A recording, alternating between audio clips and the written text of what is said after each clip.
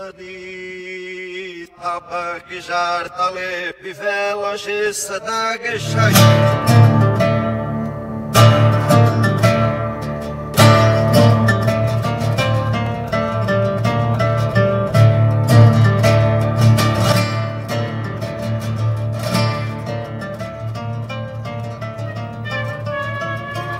nuvens surgiam densas por todo lado da serra, como montanhas suspensas, com fímbrias da cor da terra.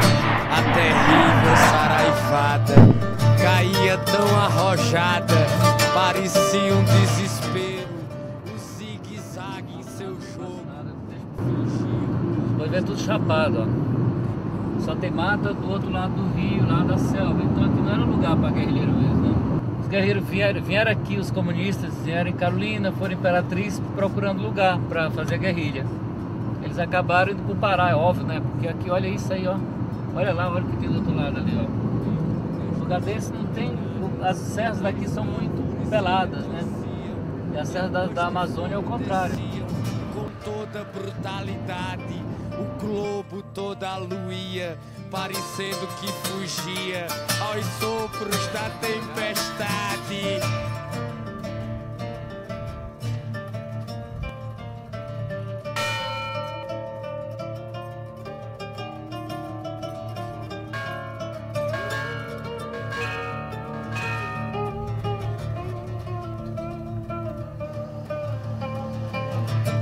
Aos sopros da tempestade.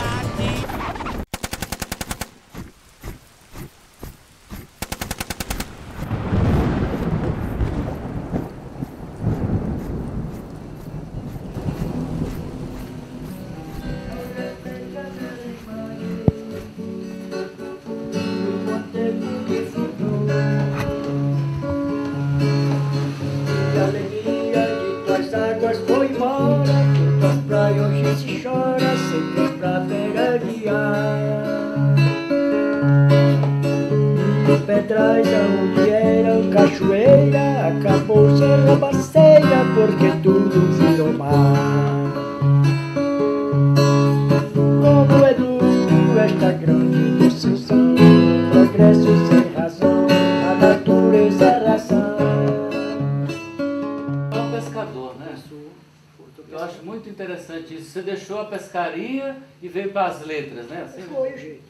foi o jeito, né? Quando Deus te tira os dentes e larga essa garganta, então tu não morre de fome. O senhor lembra de alguma coisa dessa época relacionada a isso? Eu lembro, eu estive pescando com um terrorista. Olha, que interessante. Eu estive pescando com um terrorista aqui. O senhor é pescador na época, Eu né? fui pescador muitos anos. Muitos anos. A guerrilha ficou mais conhecida depois que acabou. A guerrilha tinha que ser conhecida quando ela existia, não quando acaba. Porque a situação política da época era muito difícil, né? O governo mais repressivo, fechamento de tudo, o Brasil é meu deixo, repressão política, falta de liberdade. A guerrilha ficou conhecida quando ela acabou. O porquê da guerrilha do Araguaia? Então veja bem, a partir o golpe militar que implanta a ditadura acontece em 64, em 1964, e progressivamente essa ditadura militar ela vai se tornando um regime autoritário que passa a usar a violência para eliminar os seus opositores. Então essa ditadura progressivamente ela vai se tornando, ela implanta no nosso país um regime de terror, onde qualquer movimento, mesmo um simples abaixo-assinado, um simples reclamo da população por saneamento básico ou qualquer coisa que o valha, já era motivo para as pessoas sofrerem a mais dura perseguição. Ao amanhecer, tropas governamentais desembarcam nas cercanias da cidade de Bela Vista à procura dos guerrilheiros. No tempo da guerrilha que tinha lá no Araguaia, como é que era o nome? Redenção não. Como é que era o nome da mãe? Xambioá. Em Xambioá, Aí todo mundo tinha medo, porque falavam que eram os terroristas, né? Que a polícia, quando pousava um avião no aeroporto, todo mundo tentava, às vezes, até se esconder, com medo de ser até era confundido, né, com eles, né? Com os terroristas da época. Então a gente só via falar que esses terroristas aterrorizavam muita região, tentando matar o pessoal, e que o movimento não significava nada disso. Nós não tínhamos ideia do que era realmente aquela revolução na época.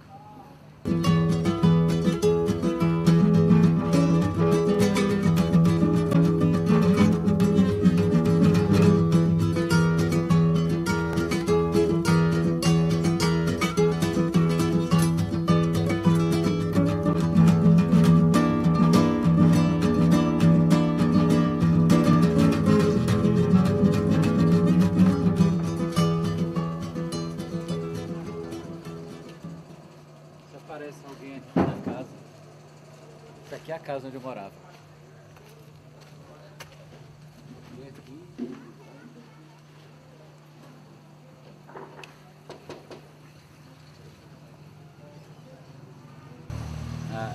eu morava aqui e aqui ficava a passagem dos aviões quando vinha passar do aeroporto. Daqui a gente via tudo assim, dá pra ver tudo. E era daqui onde eu tirava meus pesadelos. O aeroporto tá lá, ó. O aeroporto tá pra lá. Tá pra lá e o puteiro tá pra ali, né? Então a tropa vinha do aeroporto, passava aqui nessa rua, eu morava ali, nasci e me criei ali. Aí ele passava aqui, tá. Chegava na igreja, lá na igreja eles pegavam, dobravam à esquerda, subiam 2 quarteirões e descia à direita, que saía bem em cima da Casa Verde, Rancho Alegre, que é chamado Rancho Alegre. Era a Casa Verde, onde tinha um cabaré, né? Isso aqui era, nossa, devia passar uns 100 soldados aqui. Eu imagino que devia ser essa zona lá embaixo, aquela Casa Verde, se tivesse uma filmagem daquilo, com aquele bando de soldados aqui, enchendo aqueles cabaré lá. Porque aqui a cidade, daqui a alguns meses, vai ser inundado ao redor da cidade, né? Tem uma barragem do estreito aqui do lado, e eles estão inundando tudo. Então a periferia, as duas pontas, tanto lá do aeroporto como de lá do rio, estão sendo derrubados. É uma pena, né? Aqui ficava a Casa Verde, que hoje só está um escombrozinho de esquina. Essas duas casas, porque aqui era o puteiro, porque aqui era o porto da cidade aqui. Os barcos ficavam tudo ancorados aqui, numa época que isso aqui tinha uma certa uma economia mais evoluída no passado, e os marinheiros saíam dos barcos direto para os puteiros que ficavam aqui na beira do rio. E os soldados, eles desciam isso aqui, ó. Esse era o caminho do soldado. Eles desciam de lá do aeroporto até aqui. Seguindo essa rua, você sai no aeroporto. Então eles vinham até aqui e aqui eles chegavam na Casa Verde. Todas as pessoas que nós vamos entrevistar agora moravam nessa rua. É aqui onde circulavam os soldados entre o quartel e o puteiro.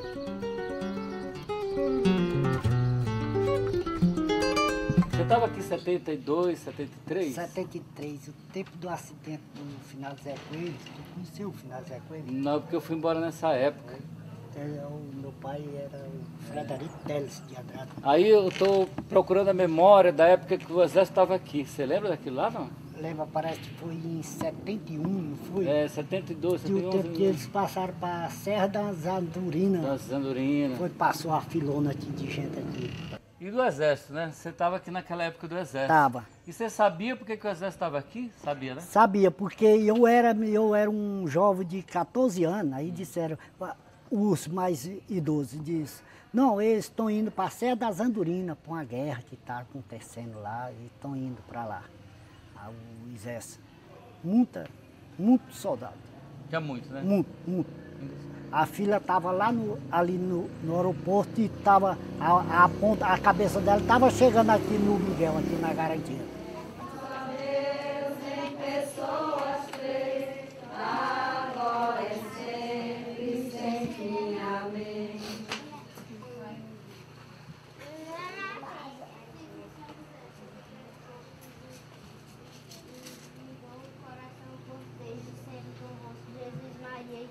serviços que diz prestar de pertrás de Deus alguém. É um só Deus em pessoas três, agora e sempre, sem fim. Amém. Que tanta coisa gostosa tem aqui. É, Né? a nossa casa aqui de São José. Faz isso há quantos anos, José? Eu acho que está com bem 30 anos ou mais. Vira uma tradição já, né? É, mas eu acho que hoje, esse ano vai ser o último ano. Ah, quando ele estava aqui, a senhora sabia que estava ligada à guerrilha na época que você estava aqui? Sabia. E sabia também que tinha uma mulher que era, não me lembro o nome dela agora, como é? A Dina. Dina, né? Pois é, essa mulher era muito famosa nesse tempo. Então ela passou aqui em Carolina, passou aí no aeroporto de Carolina, ela passou aqui no aeroporto. E foi para o Xambioá. Disso eu me lembro. E muitos soldados.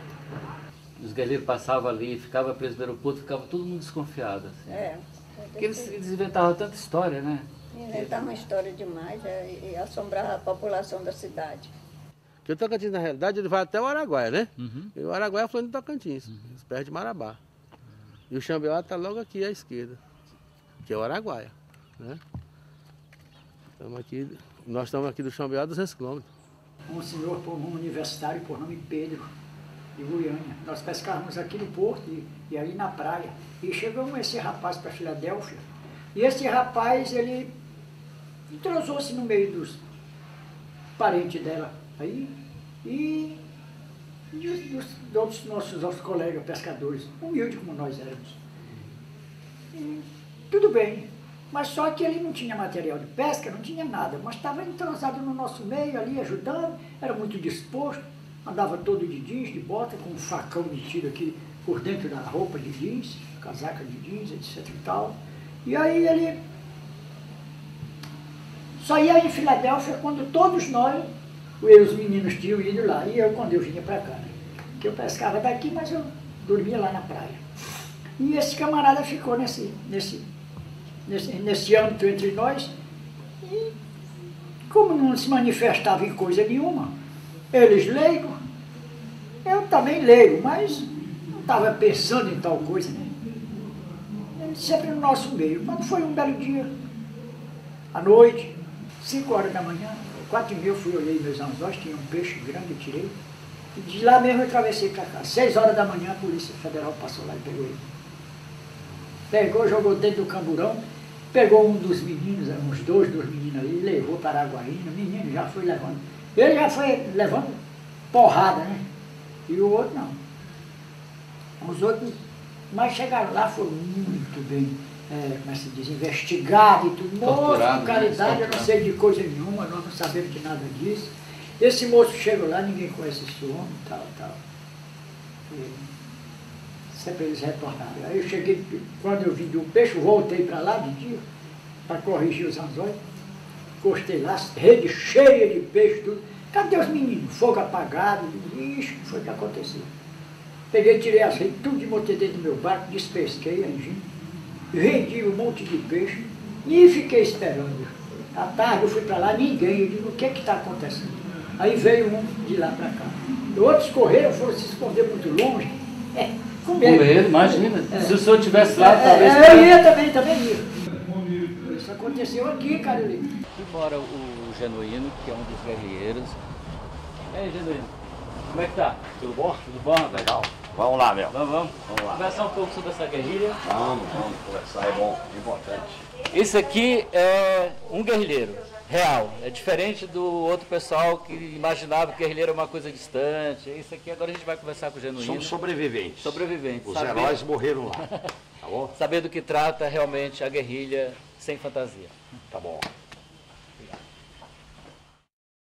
Por que foi escolhida essa região e quem foi primeiro lá a montar essa história? Não, os primeiros companheiros que foram para lá foi em 68, 67, 68, alguns em 66, que era o núcleo da direção do PCdoB encarregado de preparar a guerrilha rural. Porque o PCdoB tinha uma concepção de organizar a guerrilha rural, de criar uma área sob controle da guerrilha e a partir daí, dentro da visão de guerra popular prolongada e crescendo no campo.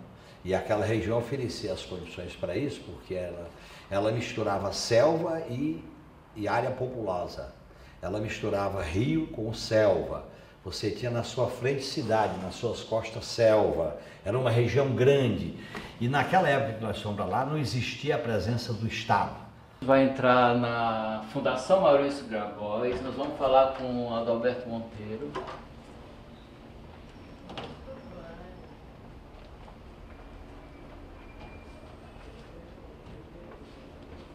Aqui fica a memória do Partido Comunista Brasileiro, boa parte dos arquivos da guerrilha e da história está aqui dentro. E nós vamos conversar aqui com o Adalberto Monteiro, que é o presidente da Fundação Maurício Grabois.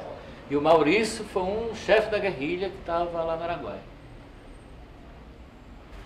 O PCdoB desloca para aquela região chamada Bico do Papagaio, que é uma região que é uma junção de terras do sul do Pará, do Maranhão e de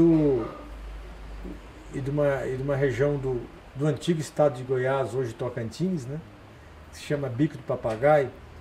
Deslocou em torno de 69 militantes. Esse contingente de 69 militantes era um contingente que tinha homens e mulheres, tinha muitos jovens, estudantes universitários ou recém-graduados na universidade, também trabalhadores. Mas além de jovens, ele deslocou também veteranos. Quando eu cheguei lá, era uma região, vamos dizer assim, que as regras eram ditadas pela população, não tinha... Todo mundo andava armado. Todo mundo andava armado, a gente comprava arma e munição nas casas de comércio, como você compra roupa, farinha, alimentos, remédios. Porque o grande desafio do Araguaia exatamente residia nisso, como 69 pessoas que tinham toda a sua vida baseada nas cidades, na vivência urbana e que passam a residir nas selvas da Amazônia. Como é que esses jovens e como esses veteranos iriam se adaptar à região e, mais do que se adaptar à selva, a viver na selva com seus próprios meios, como que eles iam ganhar confiança, como iam ficar carne e unha com os pescadores, com os castanheiros, com os camponeses, com o chamado povo da mata. Era uma região que estava se abrindo, né? Era uma região de colonização, todo mundo estava chegando lá, cada um com o seu sonho. O nosso sonho era a política, os outros tinham outro sonho, que era fazer progresso, ter propriedade, enfim, era isso que a gente estava naquele turbilhão. O sul do Pará naquela época era um turbilhão de movimentação de todo tipo, de histórias, de conversas. Por isso que naquele turbilhão a gente passava naturalmente, porque tinha gente de todos os estados do Brasil. O presidente Médici inaugurou oficialmente os trabalhos de construção da rodovia transamazônica, instrumento eficaz de ampliação das fronteiras econômicas do país e uma das obras essenciais do Programa de Integração Nacional elaborado pelo atual governo. O Exército só mobilizou uma quantidade de homens na história da República durante a Segunda Grande Guerra, da Força Expedicionária Brasileira. Ele foi um movimento que tentou implantar o comunismo da mesma forma que o Tito, que não conseguiu, porque não estava estruturado.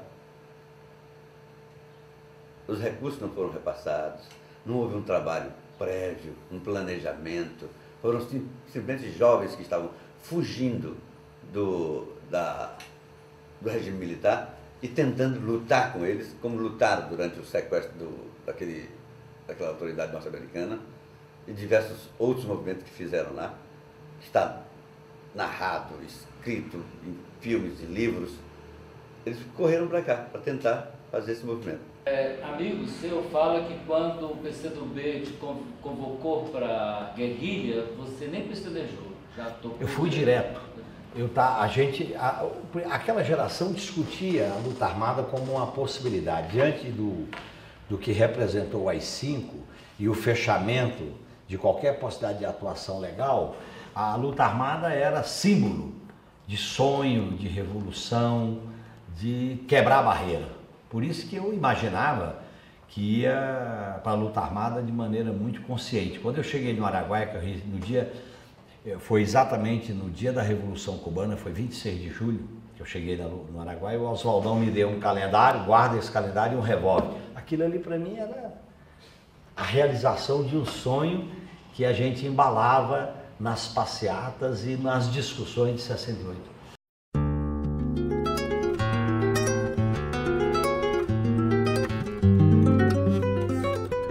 Eu não sei qual era a missão deles lá.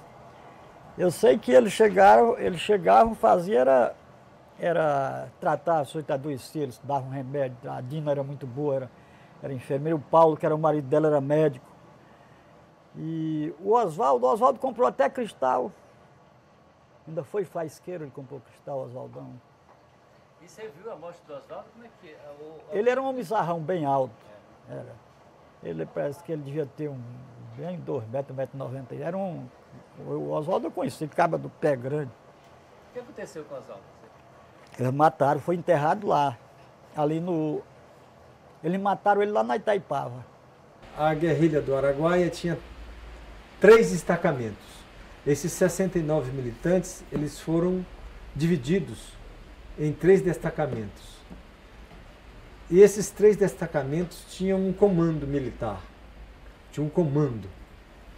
E no núcleo desse comando, no centro desse comando, estava o Maurício Grabois. Para fazer as operações de cerco e aniquilamento, a guerrilha do Araguaia, como eles chamavam, eles transferiram para a região do Bico do Papagaio cerca de um efetivo das 3 armas, da Marinha, da Aeronáutica, do Exército, mais Polícia Federal, Polícia Militar, mais de 15 mil homens.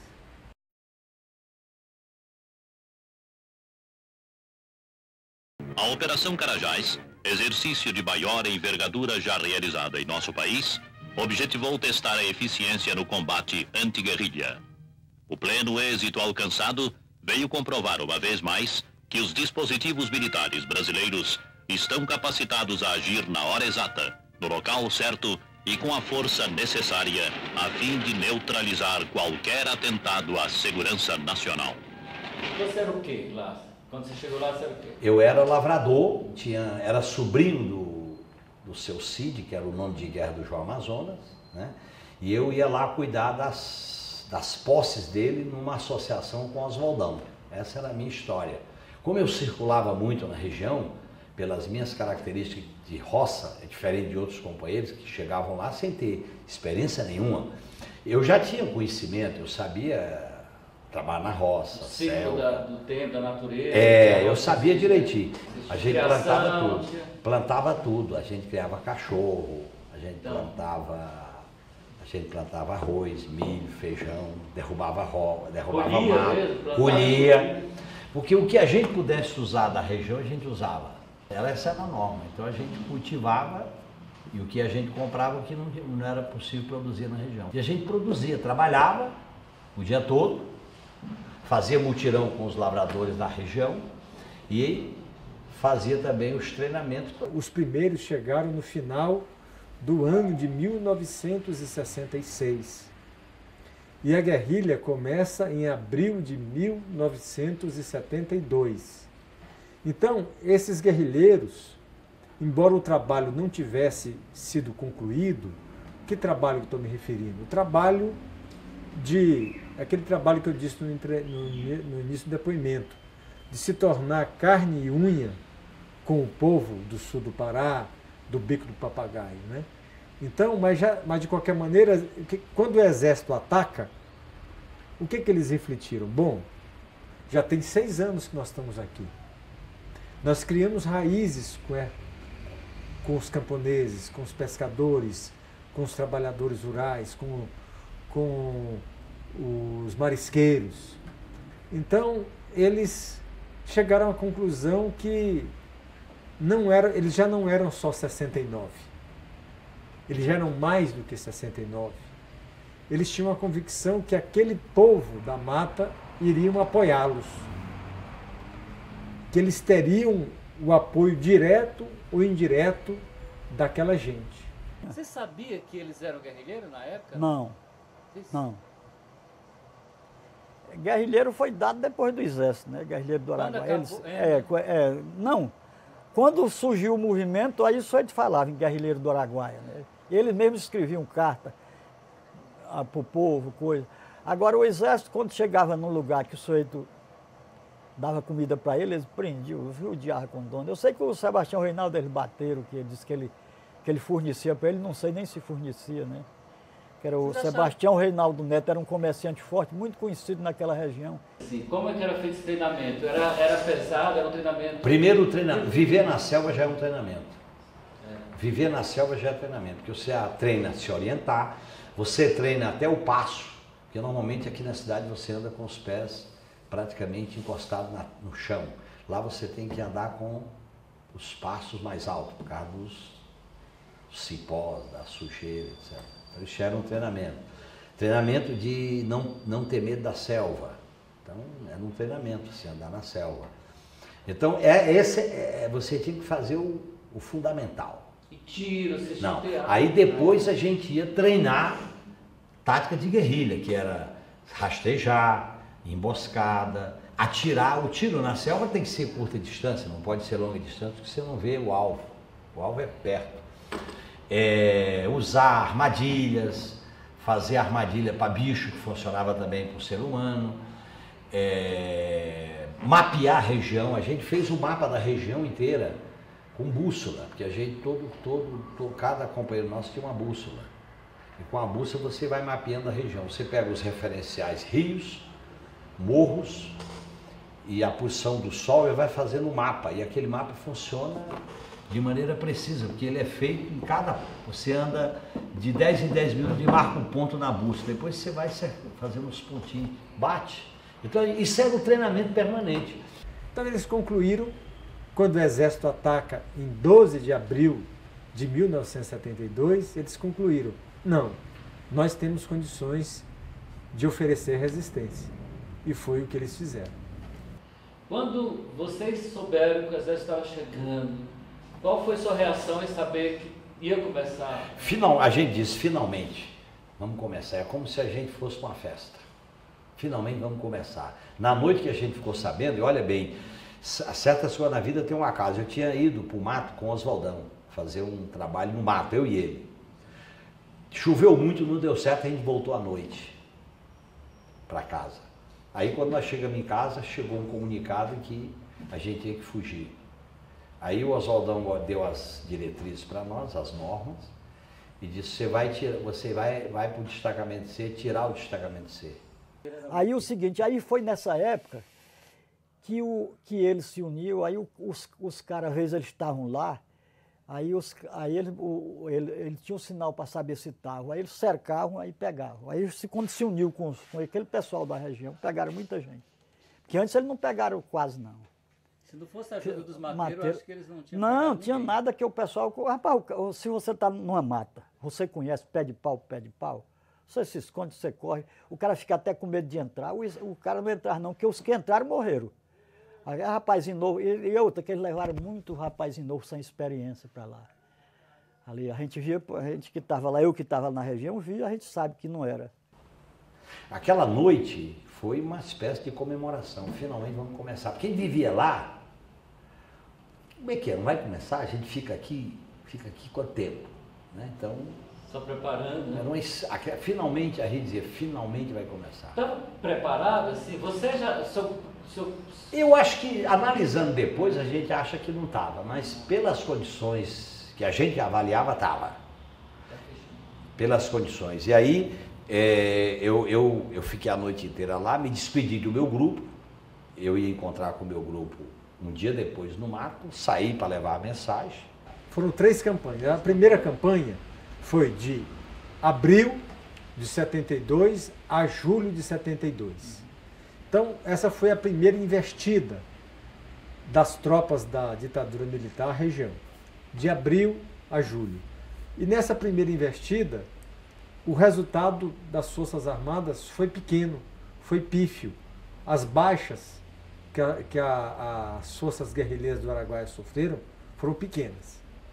Aí teve a segunda campanha das Forças Armadas, que foi de setembro a outubro deste mesmo ano de 1972.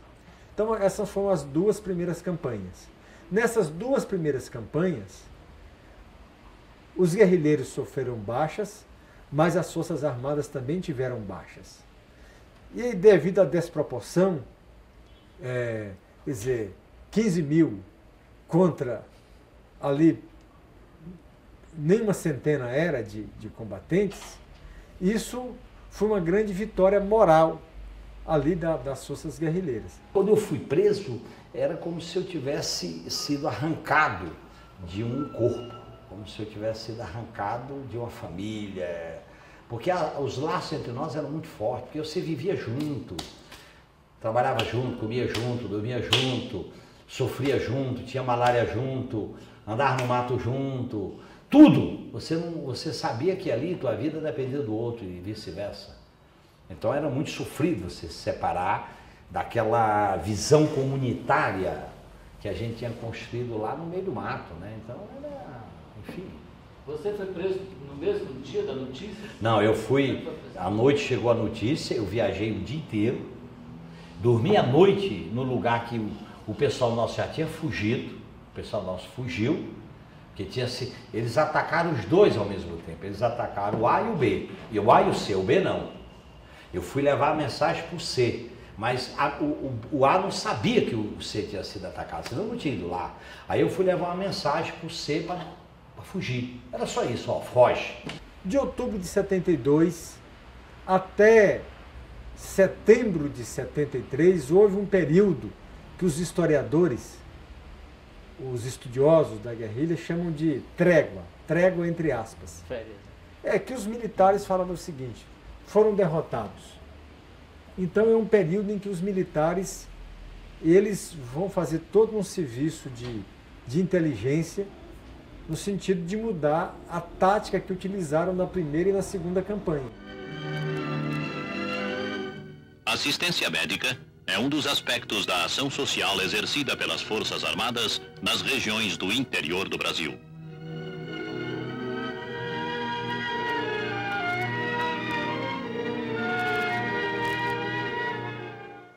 Aí nesse dia ele mudou, que foi o dia que o exército chegou lá, que estava tudo acamado, que ele saiu na carreira, desse dia em diante ninguém viu mais ninguém. Aí isso que começou o movimento.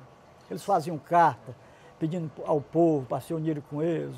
Faziam carta bonita, soltava, aparecia muitas cartas do pessoal na mata. E eles correram para a mata, desse tempo em diante, aí ninguém viu, só gira. Você pensou em alguma vez unir com eles, não? Hã? O senhor pensou em unir com eles alguma vez? Como é que tinha condição? Não tinha. Antes de abril de 72, por questões de segurança, eles não se identificaram como membros de uma organização política ou coisa que o valha. Eles só vão poder, digamos, de maneira aberta, fazer propaganda do trabalho, de qual era o objetivo deles ali, foi exatamente nesse período dito de trégua, que vai de novembro de 72 até por volta de setembro de 73. De outubro de 73 começa a terceira campanha. E essas armas? Onde vocês conseguiam arma? Porque vocês não tinham tanto dinheiro lá, viu? As armas eram muito precárias, a gente conseguia basicamente na região que a gente podia comprar, ou fazendo troca ou comprando. E algumas poucas que iam para lá, mas era muito difícil porque para ir para a região, você tinha que sair da cidade e ficava muito vulnerável para chegar lá, né? Não lá, mas para chegar lá. As armas eram muito precárias, eram basicamente compradas, trocadas, negociadas na região. Mas na região a gente conseguia no máximo 44. Para arranjar uma metralhadora era mais difícil, era mais complicado. 44 era mais fácil, 38 e 32 era fácil. Qual o Velho Oeste? Espingarda 20, 12 era fácil. Isso a gente comprava normalmente, né? Mas arma sofisticada foi uma das grandes debilidades da guerrilha, a gente não tinha. Mas dentro daquela concepção que nos orientava, a gente ia conseguir essas armas quando começasse a luta das próprias Forças Armadas. Qual era o perfil dos guerrilheiros que estavam nessa época lá, do entrar na guerra? 70% era estudante. E era de 68. Eu conhecia muitos companheiros do meu destacamento, era de 68. Alguns participaram de Ibiúna, outros não, mas era de 68. E Ibiúna foi uma coisa fundamental nisso tudo, cara. Não, vocês foram presos todo mundo em Ibiúna.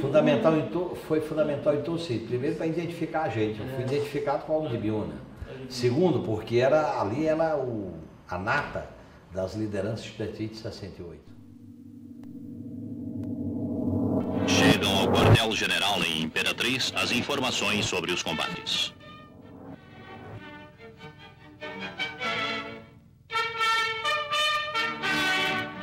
Seguem novas instruções para os elementos combatentes.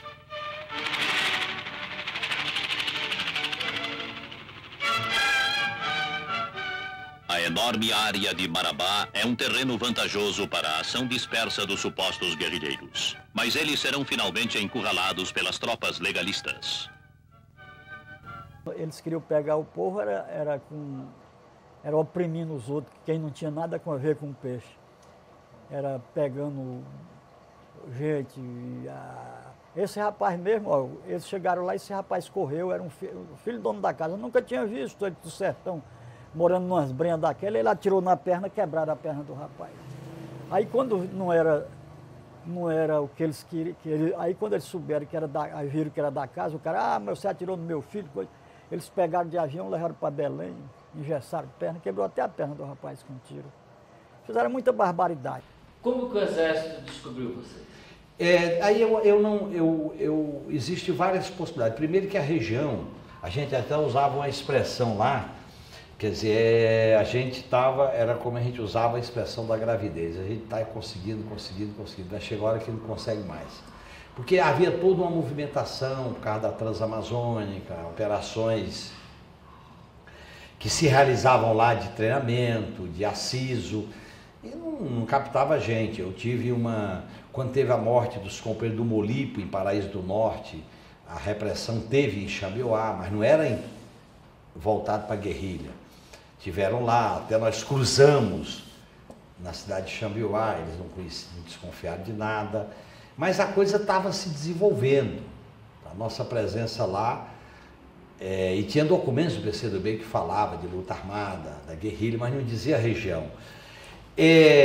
Eu acho que foi um conjunto de fatores que acabou a repressão indo para lá, no início desconfiando de trabalho político do PCdoB no campo. Não tinha sindicato lá, mas aquela região, o norte do Maranhão, o sul, o norte de Goiás, entendeu? Quer dizer, o sul do Pará, tudo convergia. Era uma região que já estava muito fiscalizada, muito acompanhada, mas eu acho que dos 72 ia ser, ou por iniciativa nossa, ou por iniciativa da repressão, ia começar a resistência lá. Aí ele chegava, queria forçar o sujeito. Também tinha uma coisa, ele chegava numa fazenda, por exemplo, o Sebastião Reinaldo mesmo foi espancado, era comerciante forte.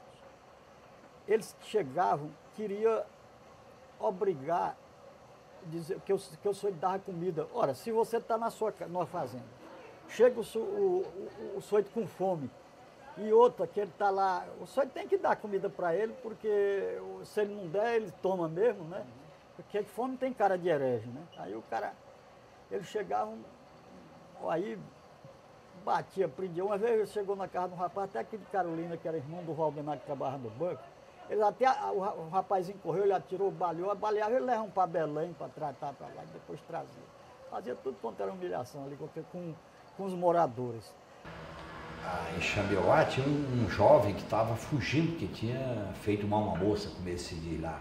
Ele estava fugindo para não se casar. E ele foi preso. Aí ele dizia, mas eu fiz mal uma moça, eu nunca mais nada sofrer. Então ele dizia, mas não é por isso. Quer dizer, tá entendendo? Aí ele perguntava para mim, o que passa nesses fios que eu pulo como sapo? Ele conheceu o choque elétrico, que é moderno, com a tortura, que é medieval. Era isso. Lá, eles pegaram o cara, penduraram de cabeça. E lá eles faziam, sabe o que era? Penduravam o cara de cabeça para baixo, da região. Esse mesmo foi pendurado, o Evan, acho que esse cara ainda é vivo. Eles pegaram um menino também do Osias aí, bateram muito nele. Ele ficou doente. Eu sei que o menino tinha uma fazenda lá, eles pegavam, o cara que tinha fazenda, se eles cismassem que você estava dando a coisa dando comida pro pessoal, estavam corridos, né? Os guerrilheiros. Porque antes eles tinham, né? Mas quando eles correram, estavam jogados nas matas para aqui para lá, né? Correndo. Aí, né? Ainda bem que eles conheciam a mata. O exército não conhecia. Quando eles chegaram lá, Barbeiro, voltaram. Quando eles passaram mais ou menos um ano, aí eles vieram com outra tática. Deve ter alguém ter orientado. Para se unir o povo, que antes eles eram contra o povo. Né? Essa foi a minha primeira fase da prisão. Eu fiquei lá uns 5 dias aí eu fui levado para Xambioá, fiquei na cadeia de Xambioá. A minha história é que eu era lavrador, estava na região para cuidar de roça, eu tinha roça. As pessoas me conheciam como... Ninguém sabia que era você. Não, as pessoas me conheciam como lavrador, inclusive o pessoal da região confirmava, não, ele vinha, fazia compra aqui, lavrador, tinha roça no Gameleira, tudo isso conhecido, era a vida legal. E aí eu fiquei uma noite na cadeia de Xambioá, uma cadeia totalmente escura, numa cela lá, que eu desmaiei, nem sei como é que passei a noite lá, que eu estava com muita fome e muito arrebentado. Aí eu fui levado para Brasília, eu fui de carro militar, de comboio até Araguaína, dormi no quartel da PM de Araguaína, numa cela amarrada, porque como eu tentei fugir, eles amarravam uma corrente na minha perna. Eu fiquei lá na cadeia, aí no dia seguinte eu fui para Brasília, era 21 de abril, que era aniversário de Brasília. Aí eu cheguei em Brasília, fiquei mais um dia, uma noite. No dia seguinte é que eles me identificaram como José Genuíno, como Alvo de Biúna. Não, foi depois. Não, aí eu fui identificado em Brasília. Aí eu voltei para Xambioá. Fui levado de volta num comboio de 5 dias na Belém, Brasília, de terra na época, em cima de uma picape. Banco de madeira. Mas nessa época eles não te amarraram mais, não? Não, eu estava sempre amarrado. Sempre amarrado? Sempre amarrado. Ela, na terceira campanha, aí sim a guerrilha foi destroçada. A terceira campanha começa em outubro de 73 e a luta organizada ela vai até meados de 74 e até o primeiro semestre de 75 as tropas ainda estão na região. Em janeiro de 75 os últimos combatentes são presos. Eles isolaram toda a comunicação da guerrilha, os acessos, o Bico do Papagaio ficou isolado. Não tinha como chegar apoio logístico à guerrilha. Terceiro, além de combater na região, as Forças Armadas desencadearam uma caçada ao PCdoB no plano nacional, porque eles sabiam que a guerrilha era liderada e comandada pelo PCdoB, e que, obviamente, o PCdoB procurava levar apoio à região onde aconteciam os combates. Então, a guerrilha tem 2 teatros de operações. Tem o Bico do Papagaio e tem a caçada que a repressão faz ao PCdoB nas cidades. Porque eles que concluíram que para derrotar a guerrilha não bastava reprimir lá, era preciso fazer a caçada ao PCdoB no plano nacional. Não tinha dúvida não. Eles tinham espiões de toda maneira. Ninguém podia brincar nem falar besteira. A coisa era triste. Quem era besta, coitado, se entregaram. Tinha vendedor de pastéis, tinha vendedor de vassoura, disfarçado. Tinha tudo aqui. Na terceira campanha, os guerrilheiros também cometeram um erro do ponto de vista da orientação da luta guerrilheira. Quer dizer, as Forças Armadas, a trégua, eu disse que a segunda campanha havia terminado em outubro de 72 e os combates vão retomar um ano depois, em outubro de... Depois da folga. Da trégua, da chamada trégua. Nesse meio tempo, os militares mapearam toda a região, esquadrinharam. Então, qual foi o erro que a guerrilha cometeu do ponto de vista militar? É que como o inimigo era mais forte, eles teriam que ter se retirado, se refugiado em pontos mais distantes da selva da Amazônia. eles, na terceira campanha, mantiveram a mesma tática, os guerrilheiros mantiveram o mesmo procedimento da primeira e da segunda.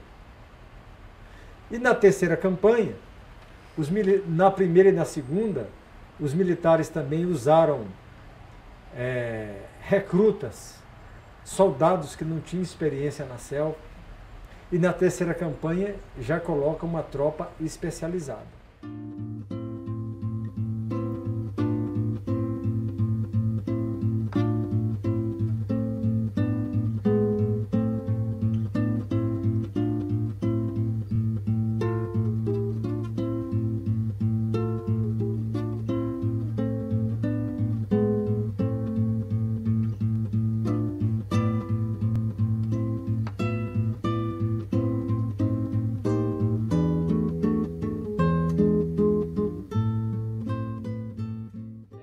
Sabia na época que essas manobras tinham relação com a guerrilha do Araguaia? Na época. O pessoal daqui fazia essa ligação? Fazia. Todo mundo sabia que essa manobra aqui era consequência da guerrilha do Araguaia, porque tinha muitos soldados na região aí em busca de... Muitas pessoas agora fazem muita ligação, né? Quando a gente conversa... Você vai recordando. Vai recordando. Vai fazendo ligação. Vai fazendo ligação. Agora eu tive... Foi forte para mim. Os meus pesadelos era a cidade sendo bombardeada. Eu dormia, eu tinha que rezar. Então, eu ia na igreja confessar com o padre lá, né? E aquela coisa do fim do mundo que as pessoas sonham, né? Tem essa coisa. Existia o fim do mundo até hoje. As pessoas, eu sonhava sendo bombardeada a cidade. Aqui os búfalos descia, avião aqui descia 8, 10 aviões por dia. Soldado enchia tudo. Olha que louco isso. Que tipo de notícia chegava da guerrilha aqui, que o senhor lembra? Muito poucas, porque primeiro, eles não tinham, aqui não tinha cidade, não tinha televisão, e lá se transmitia, era só algum chegar, um peão chegava contando a história, eu ouvi falar isso, eram notícias raras. Você sabia que eram os comunistas que estavam aqui na época? Não, eu sabia que prendeu determinadas pessoas aí na região da mata, mas eu não tinha certeza plena de que eram comunistas, de que eram subversivos ou outra qualquer tipo de ordem, não tinha certeza. Não tem a mínima condição, um camarada que vive solto aqui nessa região, esquecido da natureza até, se o socialismo ganhar, que nunca vai ganhar com fé em Deus, ele dizer, ô seu chefe, eu vou mandar, vou falar, não tem essa condição, não. Eu não vejo essa condição. Você acha que tem essa condição de qualquer um eleitor aqui dessa região, pelo fato do socialismo ganhar, se ganhasse.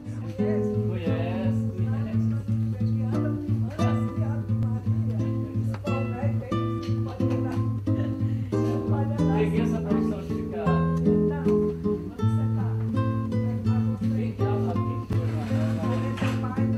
Estão tudo em Goiânia. Eu acreditei nessas. Sabe aquelas pesadelos de fim do mundo? Que a gente tem, assim, quando era criança, o meu pesadelo do fim do mundo era aqueles aviões soltando bombas na cabeça da gente. Aquela coisa da Guerra Fria, era na época. Eu cheguei a sonhar com esse pesadelo. Teve? Esse tipo de pesadelo, não era pesadelo, era sonho. Avião bombardeando aqui em Carolina. Por quê? Os comunistas estão invadindo. Você chegou a ter pesadelo na época?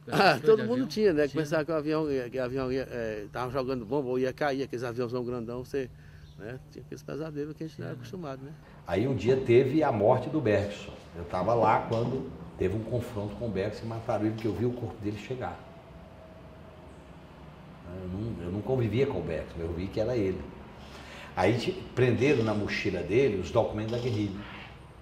Porque até aquele momento eu falava só de trabalho no campo e tal. Aí foi uma sessão de tortura violenta. Aí me levaram para Carolina. Na noite lá me levaram para Carolina. Eu achei que eles iam me jogar no mato. Me levaram para Carolina e foi lá que eu estava com crise de malária, com choque elétrico, com muita sede. E aí um soldado me deu água de madrugada. Uma garrafa de água mineral que eu conheci pela primeira vez.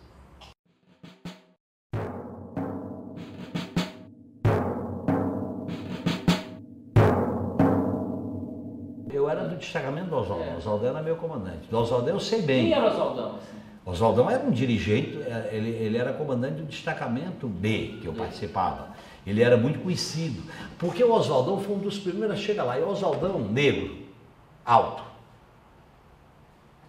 elegante, lutador de boxe. Em 70, a Arena queria, o Vavá Butran queria que ele fosse candidato a vereador pela Arena de Marabá, porque ele era muito conhecido, aquela vida, aquele jeitão. O Oswaldão, ele vivia na selva como se fosse a casa dele, o lazer dele. Ele ficava feliz na selva, atirava muito bem, né? Foi garimpeiro, caçador, era uma figura. Ele já era assim, por isso que ele ficou muito conhecido. A Dina, eu acho que ficou conhecida, eu não convivi com ela, a Dina era de outro destacamento. A Dina já ficou conhecida, também pelas características dela, já na fase da guerrilha. O Oswaldão já era conhecido antes, ele já era meio lenda.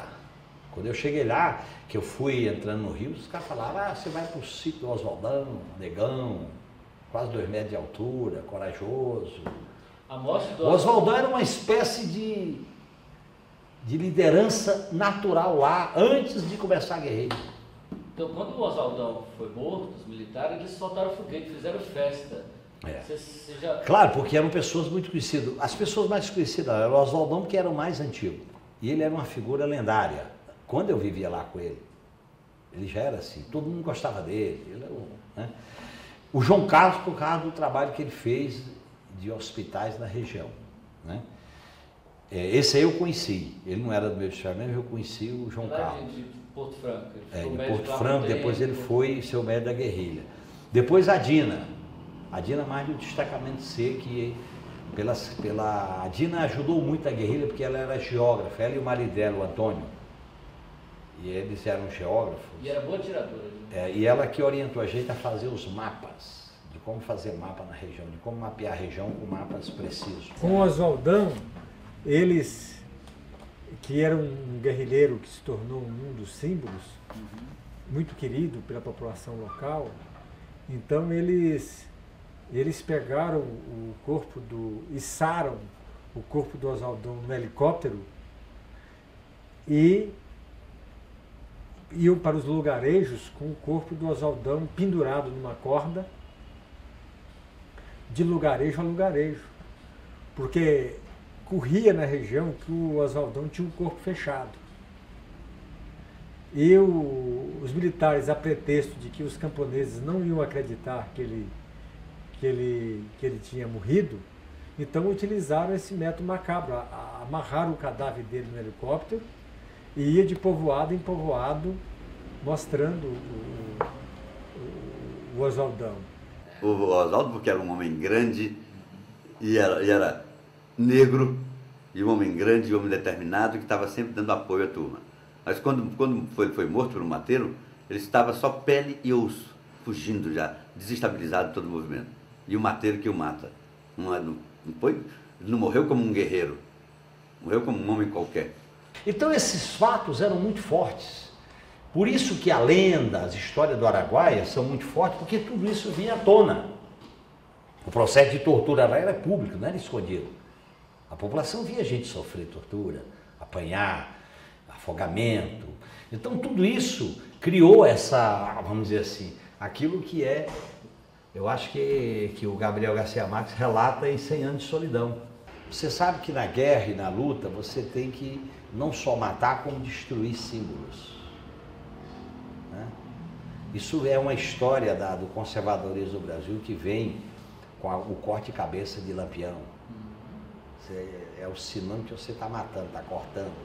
E eu acho que teve um pouco isso lá, no caso do Oswaldão, no caso do João Carlos, que eram pessoas muito admiradas pela população, eu acho que teve essa morte também da simbologia. Porque eles penduraram o Oswaldão, era uma loucura, né? Porque o Oswaldão tinha umas lendas que o corpo era fechado, que não pegava tira, eles queriam mostrar para a população que... Se era verdade que o Oswaldão usava o sapato contrário, o chinelo para despistar? Usava. Aliás, não era só o Oswaldão não, todos nós usávamos. Um dos treinamentos nossos era usar o sapato contrário. Você trocava o salto do sapato, da botina, que ele não tinha sapato. Né? Mas era um sapato adaptado? Assim, né? Não, a gente adaptava na hora. Na hora ali. Deixava as pegadas. Às vezes você andava numa direção, depois você começava a andar de costa. Era uma tática específica de guerrilha.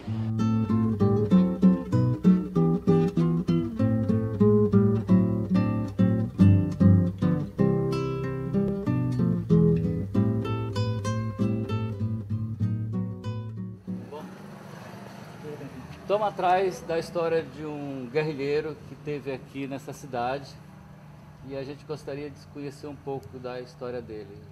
E esse é o Centro Cultural que vai levar o nome dele? É, Ponto de Cultura Dr. João Carlos Reis Sobrinho. Com muito orgulho, né? Muito orgulho, né? Em 67 chegou João Carlos Reis Sobrinho, né? Dia 12 de julho, vindo de Imperatriz numa Kombi. Naquele tempo a Belém Brasília era só pissarra, né? E lama. E aqui se estabeleceu dizendo que era um médico que veio para morar na cidade, né, e cuidar do povo. Logo em seguida chegou Maurício Grabois, seu filho André Grabois, né, e o Gilberto. Eles moravam nessa rua aqui de frente, a casa de frente para a casa do outro, só que para nós, porto-franquinos, eles eram, uns não conheciam o outro, né, e vice-versa. Então Maurício Grabois foi o comandante supremo da guerrilha, né. André Grabois, que era seu filho, que para nós aqui era o Zé Carlos, foi o outro, comandante do outro destacamento. E João Carlos, todo mundo sabe, a história fala que ele foi o comandante médico de outro destacamento, né? Quando que vocês descobriram que ele era um guerrilheiro? Só depois da deflagração do conflito no Araguaia. Aqui ninguém... Impressionante que depois as pessoas aqui, as donas de casa, que eram amigas dele, né? Com fotografias, todo mundo começou a cortar com tesoura o local que ele estava na foto, com medo da repressão, né, na ditadura, tudo mais. Naquele tempo era uma época de muita violência e ninguém queria se expor, né? Então eu tenho aqui, no meu acervo eu tenho fotos que você percebe claramente onde tem o branco é o local onde ali estava João Carlos Reis, né? Aqui o nosso grande benfeitor, o nosso grande médico, mas lá um guerrilheiro, né? João Carlos Reis Sobrinho, até hoje ele é considerado uma pessoa benfeitora demais para a cidade, é um mito, né? E se você for visitar várias casas de residência aqui de Porto Franco, o pessoal mais velho, tem gente que ainda hoje chora porque soube da sua morte lá no Araguaia, né? Se alguém soubesse aqui, quando ele chegou em 67, que ele era um guerrilheiro, eu acho que a cidade ia se trancar completamente e o povo ficava com medo dele, né? Com medo, todo mundo ia ter medo. Mas como ninguém sabia disso, ele foi acolhido como um grande médico, né, que foi, e um cara muito humano, né? Você estava aqui na época, não? Eu estava aqui. Chegou a conhecer ele pessoalmente? Pessoalmente. Andamos muito com ele em carroceria de caminhão para assistir jogo de futebol. Estreito, São João do Paraíso, Montes Altos, por aqui tudo, né? Ele não jogava. Quem jogava a bola era o Gilberto e o Zé Carlos, né? Inclusive trouxeram as primeiras bolas boas que a gente teve aqui, foram os que trouxeram, e as chuteiras gaetas, né? Era o seu Mário, para nós aqui, né? O seu Mário era um senhor de 60 anos, que chegou aqui com André Grabois, que era seu filho, para nós é Carlos, né? E seu genro Gilberto. Alugaram uma casa aqui nessa rua Rio Branco, né? E eles vendiam objetos de alumínio e confecções, né? Algumas confecções. Participavam das feiras da cidade de Wanderlândia, Estreito, por aí, né? Era um senhor de fala mansa, muito educado, que cortava o meu cabelo nas horas vagas e dizia que eu ia me transformar num playboy de Copacabana, né? Em algum momento alguém suspeitou? Não, porque aqui naquela época era uma cidade que dormia cedo, né? Porto Franco, a iluminação era gerada por um motor de luz, falado na época, que a luz se apagava às 10 horas da noite, né? Então após 10 horas da noite ninguém via mais nenhum movimento na cidade. Ele ficava ouvindo o seu rádio, né, na porta da rua e na sala, e posteriormente, quando ia dormir, depois a gente sabia que ele ouvia a rádio de Havana e que se encontrava com uma pessoa daqui que era tido como comunista, que era o senhor Epaminondas de Oliveira, né? Ele inclusive foi preso, torturado e morto em Brasília, na época, né?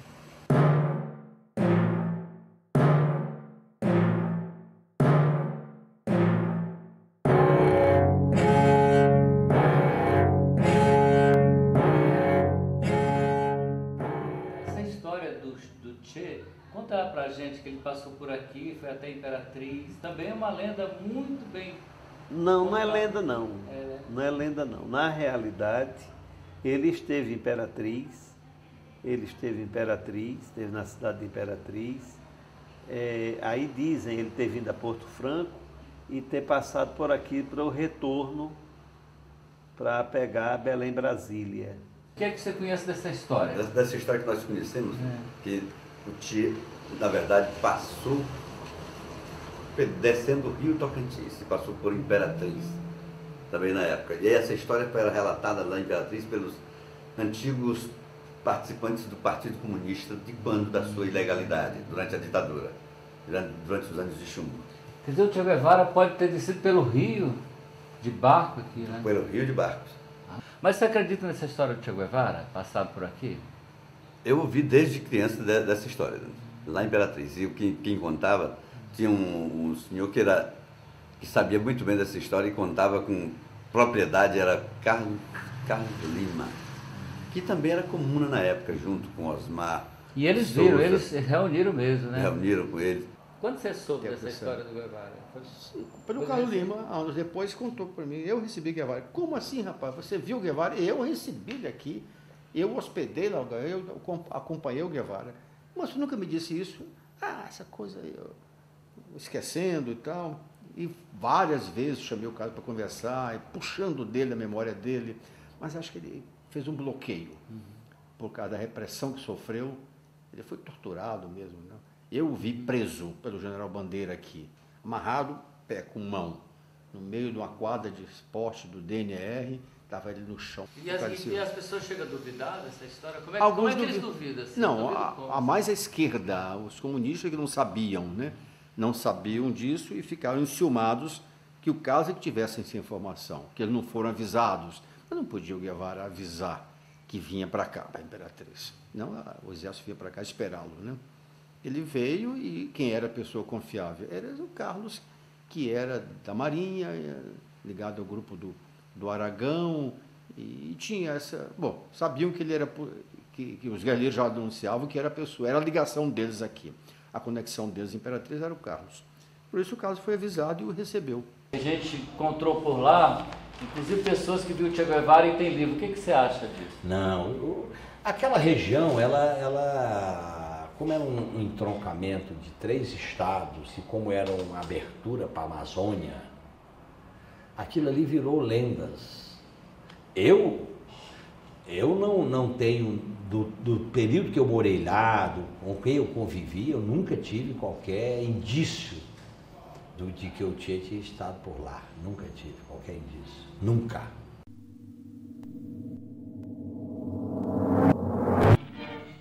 Aviões da FAB empregando bombas de alto teor explosivo atacam supostos focos de guerrilheiros a fim de consolidar as vantagens conquistadas pelas tropas do exército.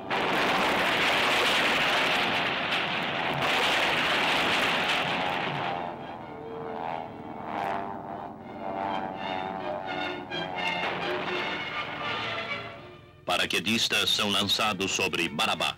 A operação dita de limpeza aproxima-se do fim.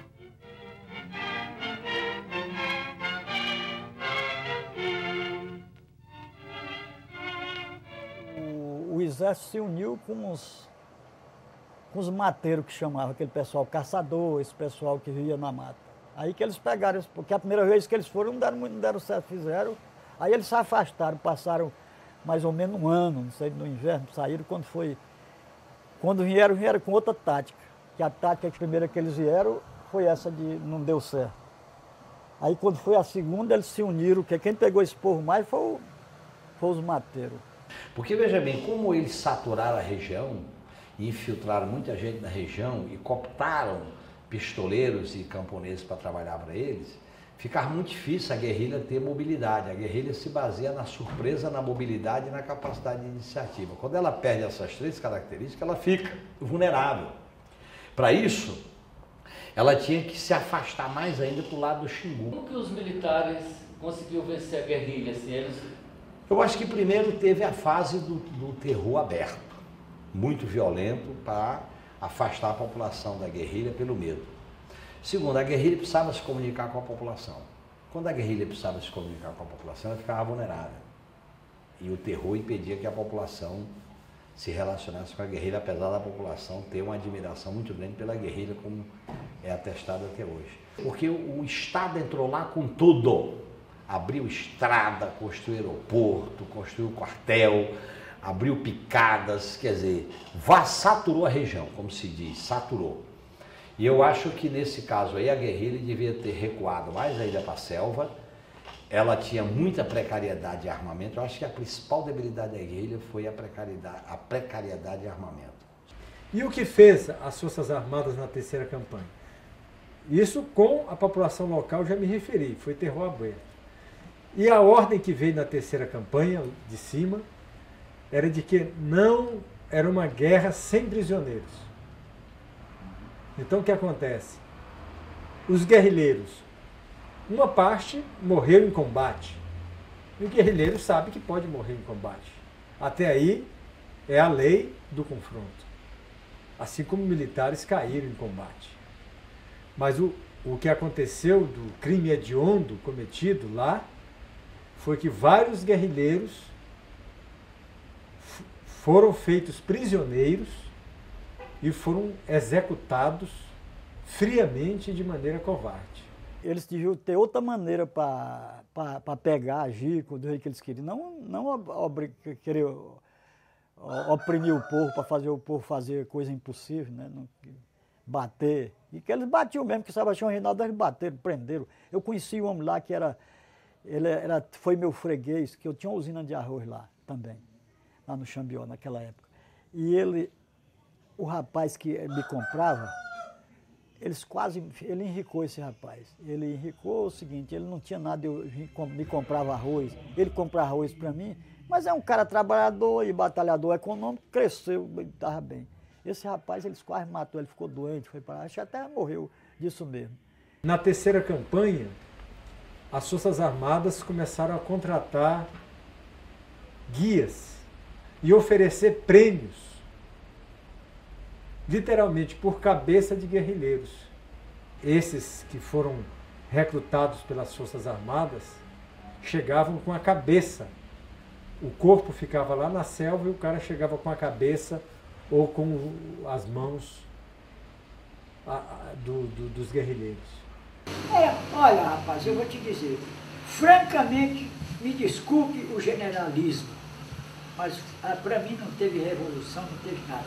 Foi uma covardia de poder. Porque se um pequeno bocado, punhado de gente, numa nação tão grande, bela e rica como a nossa, reivindica um certo direito, vamos sentar e vamos dialogar.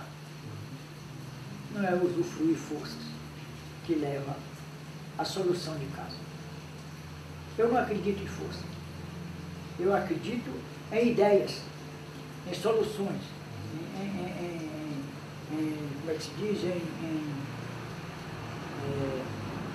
discussões, dialogadas. Hoje ainda tem muito guerrilheiro desaparecido. Você acha que ainda existe possibilidade de ser localizado esses corpos? Olha,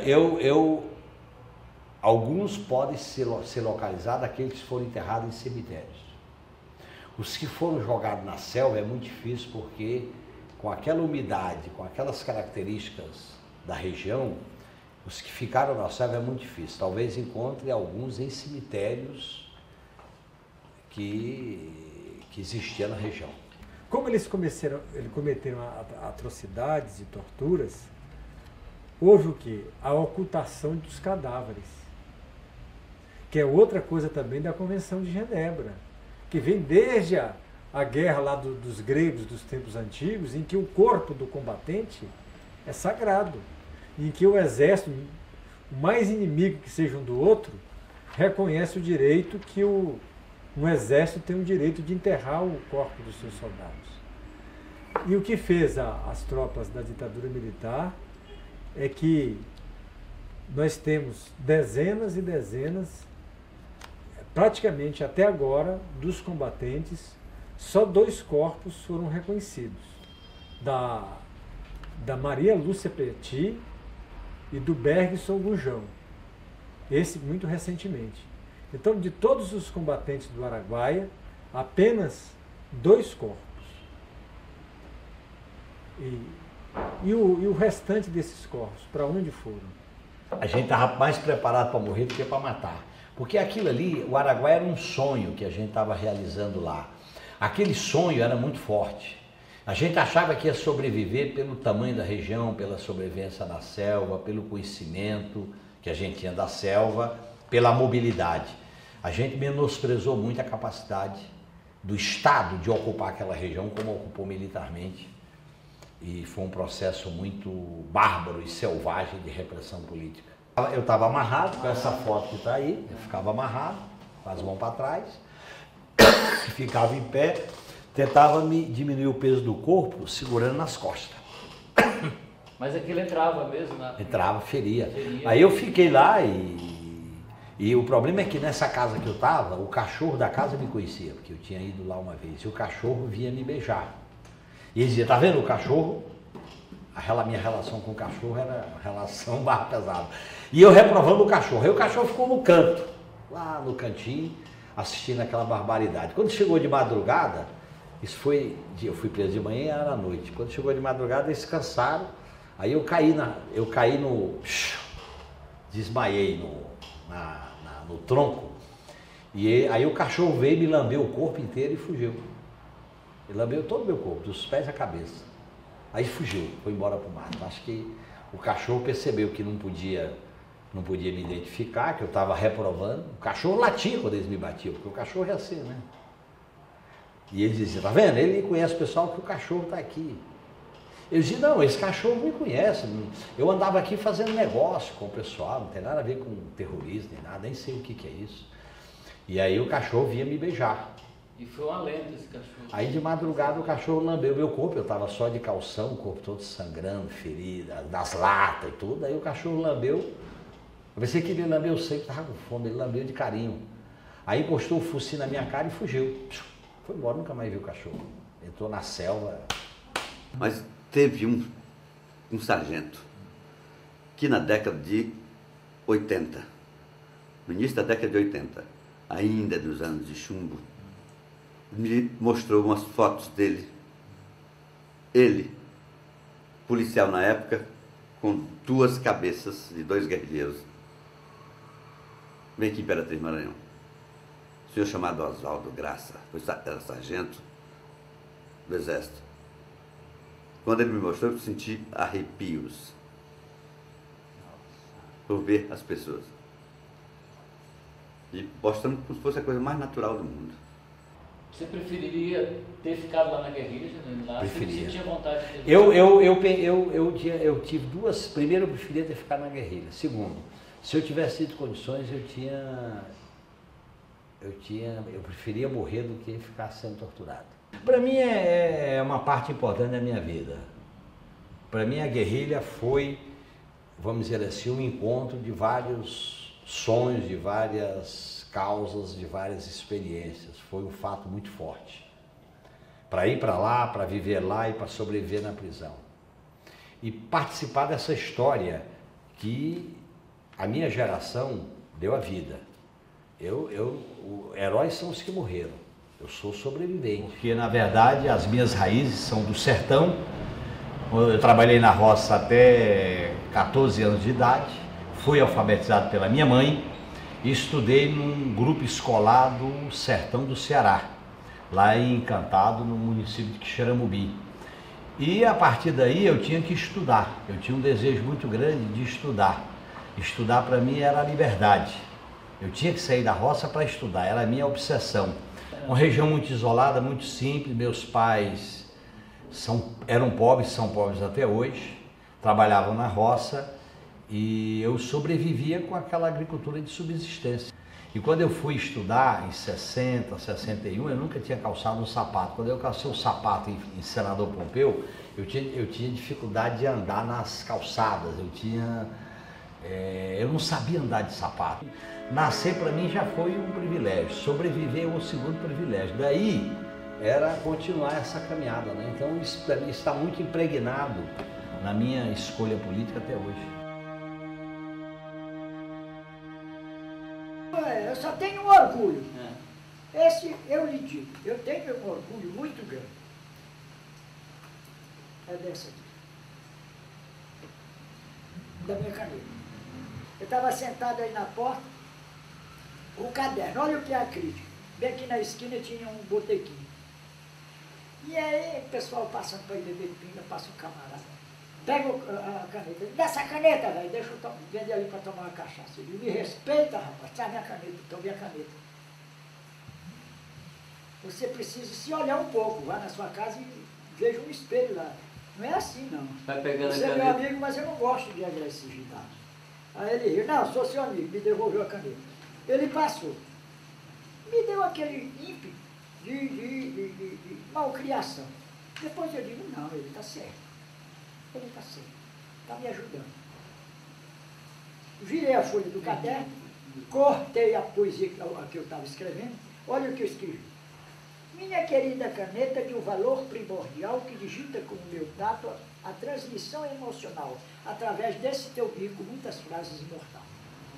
Tu és um grande orgulho, fazendo-me envaidecer ao ver traçar sobre as linhas da minha retina o saber, registrando com tua tinta a profissão de escrever. És o melhor caminho para um sonho secreto, registra do raciocínio os seus anseios diletos, expressando de meu peito o meu amor predileto. Te julgo autoritária ao lado de um pensamento, registra com eficiência para mim o melhor momento, com seguranças eternas dentro de pouco tempo. Tu me inspira totalmente me virando do avesso. Não tem dinheiro que te compre. Cada vez mais subo o teu preço e por ter valor bem alto, justamente eu te agradeço. Então foi esse. Quando ele voltou, ele disse, vem cá, cara. Pera, lê isso aqui. Tu sabe ler isso aí? Por ler, vê se tu pode me comprar também. Não, rapaz, não é possível. Foi tu que escreveu. Não sei. Vê se a caneta tem valor, não tem. Tu pode comprar minha caneta. Ô, meu amigo, me desculpe, eu me pedi desculpa. É assim, eu vou levando a vida.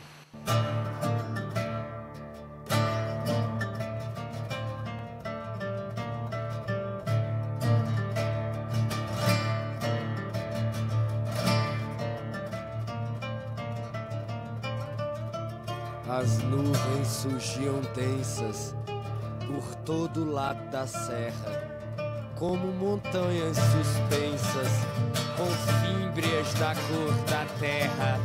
A terrível saraivada caía tão arrojada, parecia